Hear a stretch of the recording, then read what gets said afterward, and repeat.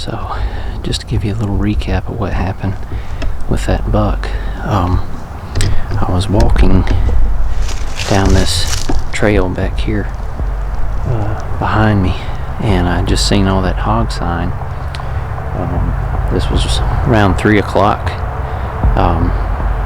and so I came walking up this road, and then I looked over right about there.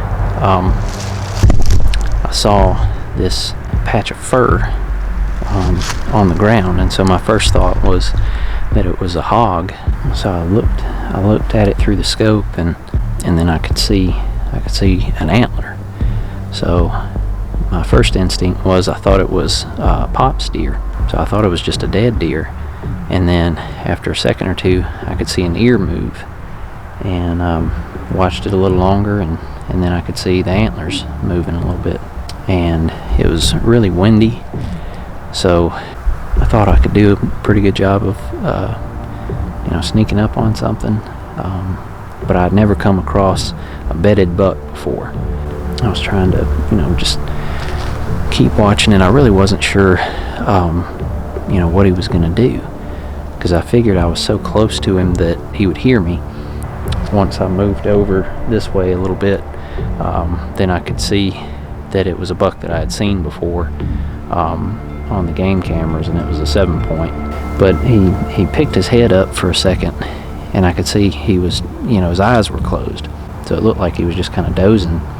And I watched him for a little bit, got some footage of him, and at that point I started thinking, well, with the wind being as hard as it was, if this deer was bedded down, then there might be another bigger buck bedded down somewhere else. So I made the decision to pass on the buck and just kind of slip on out. I figured if I got up and moved on him and spooked him, that he was just going to become more cautious than anytime he bedded down. So I really didn't want to have a buck become more cautious than he already was. So I went ahead and decided to move on, and kind of walked around some more, checked some more areas, went to the kudzu field, stayed there for a little while, didn't see anything there, and as it was getting closer to dark, I started thinking, well, that's the only deer that I've seen, so maybe I ought to go back over there and check it out, and see if he's still there. So when I was coming down, I could see this mound of dirt here, and I really thought that the deer had already left whenever I left.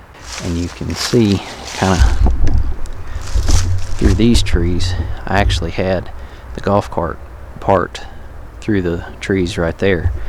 So I really had not been that far away from him to begin with. So I came back down and walked down this way, and I couldn't see him at first. And then whenever I came a little bit closer, I could see that he was still there. It was at that point that he saw me, and he stood up, and it was like he stood up, and then he took a couple steps, and he kind of leaned over, and then he twisted over on his back and fell down. And at that point, then I could see that his horns were caught in all these briars. So I think he had just been running does. He had either been running a doe or trying to rub a tree or something, and he had just gotten himself caught. I really didn't feel like it was a good idea to try and set him loose. Deer this time of year, they're in full rut mode and everything, so their testosterone levels going, and you don't know what a buck can do. I just went ahead and decided to harvest the deer. He had fallen over, so I really didn't have a good shot, but then he did pick his neck up at one point, so I took that shot. Wasn't really the way that I wanted to kill a deer this year, but I was glad to at least be able to get a buck this year, and certainly was able to basically put that deer out of its misery, because at that point it would have either frozen to death or had coyotes eat him alive. So, and we did manage to get the meat and get the antlers. So yeah, it was just a really weird, just a really unique experience. Probably the strangest hunt that I've ever had. Certainly if I'd have known what the situation was the first time, I'd have gone on and shot him, and could have gotten things figured out a whole lot sooner. But yeah, it was just a strange hunt, and something you don't see very often. So I was glad to be able to get footage of that and to see it. So drop a comment if you have any questions or whatever about this hunt. So I'll see you on the next one.